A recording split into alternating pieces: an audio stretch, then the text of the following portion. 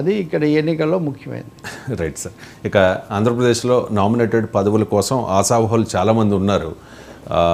Bharatiya Janata party, Janasena కూడా టీడీపీతో జట్టు కట్టాయి కాబట్టి ఆ పార్టీల నుంచి కూడా ఆస్పిరెంట్స్ ఎక్కువ ఉన్నారు సార్. సో త్వరలోనే ప్రకటిస్తారు చంద్రబాబు నాయుడు ఈ నామినేటెడ్ పోస్టులు అని చెప్పి.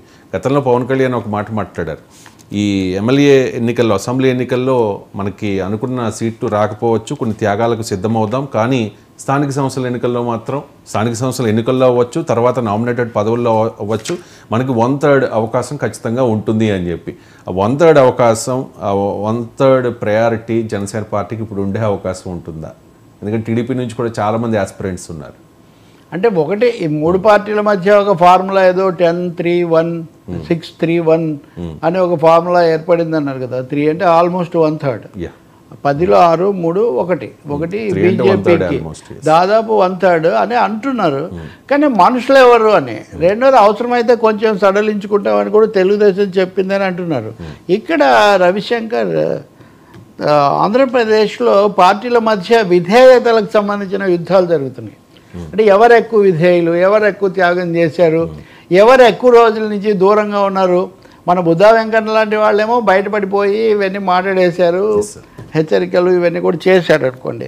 కానీ అది కాకుండా మీరు చూడండి, మీడియాలో, సోషల్ మీడియాలో చూస్తే కనీసం 3వ వంతు హెడ్డింగ్స్ ఇవే కనిపిస్తున్నాయి. వీళ్ళు హఠాత్తు ఈరోజు కూడా ఒక పత్రికలో పతాక శీర్షిక ఏంటంటే, తిరుమల తిరుపతి దేవస్థానంలో అప్పుడు దూరమైన వాళ్ళందరూ కూడా ఇప్పుడు మేమే టీడీపీ అని చెప్పి ఇక్కడ ముందుకు వస్తున్నారు అని. ఇక్కడ సమస్య ఏం జరుగుతుందంటే, టీడీపీ అని నేను మిమ్మల్ని చెప్తాను. ఈయన టీడీపీ కాదు, ఈయన వైసీపీ. ఈయన ఇప్పటికిప్పుడు పదవి కోసం ప్లేట్ ఫిరాయించాడు, ఇక్కడ నిలబడింది మావాడే కట్టోడు అని నేను చెప్తాను. సో ఒక వైరుధ్యం, ఒక క్లాష్ రావడానికి ఇక్కడ అవకాశం ఏర్పడుతుంది పార్టీల మధ్యన. తర్వాత పార్టీల్లో అంతర్గతంగా కూడా ఈ సమస్య రావడానికి అవకాశం అయితే ఒకటి ఉంది. నామినేటెడ్ పోస్టులు అనేవి తప్పకుండా కొంచెం మినీ ఇది వార్లాగా మారే పరిస్థితి. ఇవి అంతర్గతంగా, ఇందులో వైసీపీకి ఏం ప్రమేయం లేదు. కొంతమంది అయితే పదవుల్లో అయితే కొనసాగుతూనే ఉన్నారు, వైసీపీ హయాంలో ఉన్న వాళ్ళు కూడా ఉన్నారని. ఒకటేంటంటే అవసరాలను బట్టి చూడాలి తప్ప ఇదేదో కేవలం ఇంక మొత్తం ప్రక్షాళన చేసి అందరినీ తుడిచిపెట్టేసేయాలి అనేది కూడా ఏమి ఉండకపోవచ్చు. జనసేన ఏ మేరకు నిలబెట్టుకోవటము, ఎలాంటి వాళ్ళు వస్తారన్నది కూడా చూడాలి. ఇది పెద్ద సమస్య. ఇది తప్పకుండా నామినేటెడ్ పోస్టుల్లో, అందులో కూడా మళ్ళీ ప్లమ్ పోస్టులు, లేకపోతే ప్రిస్టేజియస్ పోస్టులు, నామినల్ పోస్టులు, ఇంకా చాలా వాటిలో అంటే కార్పొరేషన్లు ఉంటాయి. ఉదాహరణకు వాటిలో ఎండీలు, చైర్మన్లే ఎక్కువగా చేస్తూ ఉంటారు. అందువల్ల ఇవన్నీ తేలాల్సిన అవసరం ఉంది. చైర్మన్లు, తర్వాత డైరెక్టర్లు, ఇంకా చాలా పోస్టులు ఉంటాయి. ఏది మాకు ఇంపార్టెంట్ ప్రాధాన్యత గల పోస్టులు ఇవ్వలేదని చెప్పి ఒకరంటే అప్రాధాన్య పోస్టులు ఇచ్చారని. అందుకే అంతే మామూలు పోస్ట్ ఒకటే కాదు కదా, దాని కాస్ట్ కూడా ఇక్కడ లెక్క. అవును సార్.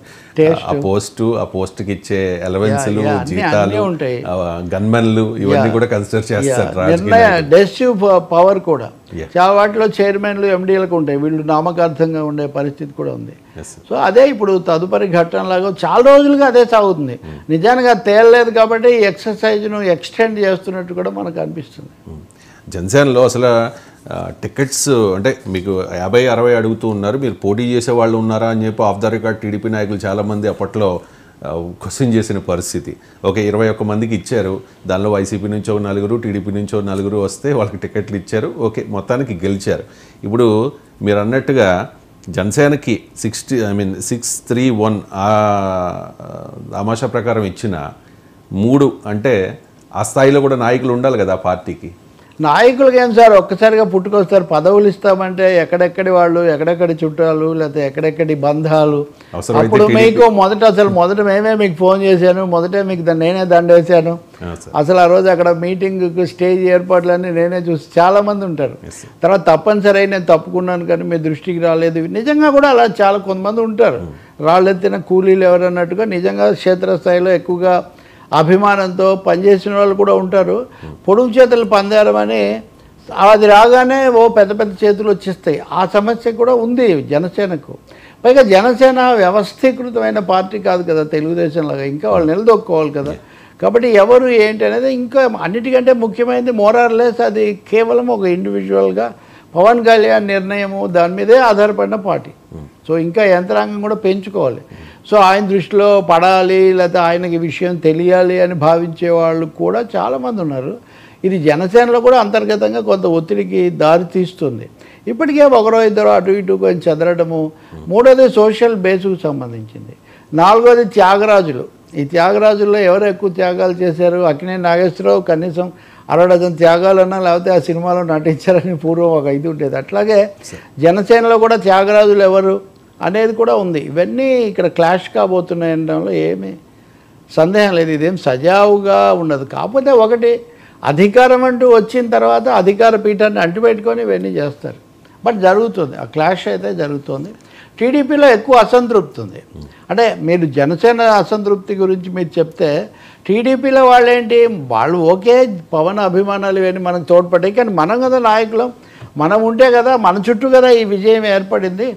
కాబట్టి వాళ్ళకి ఎక్కువైపోయి మంది తక్కువైపోతూ ఉంది అనే ఒక దుగ్ధ కూడా ఉంది తెలుగుదేశం. అంటే పైకి కూటమి విజయంలో పవన్ కళ్యాణ్ చాలా కీలక పాత్ర వహించారు. అసలు చంద్రబాబు నాయుడు గారు ముఖ్యమంత్రి అవడానికి జనసేన కారణం పవన్ కళ్యాణ్ అని పైకి చెప్తున్నప్పటికీ ఏదైనా కోల్డ్ వార్ ఉందా సార్ జనసేన టీడీపీ మధ్య? డెఫినెట్గా అది ఎప్పుడు ఉంటుంది కదండి. ఇప్పుడు క్యాటలిస్ట్ రోల్ అంటారు. ఒక చిన్న మనం కలుపుతాం కదా రసాయన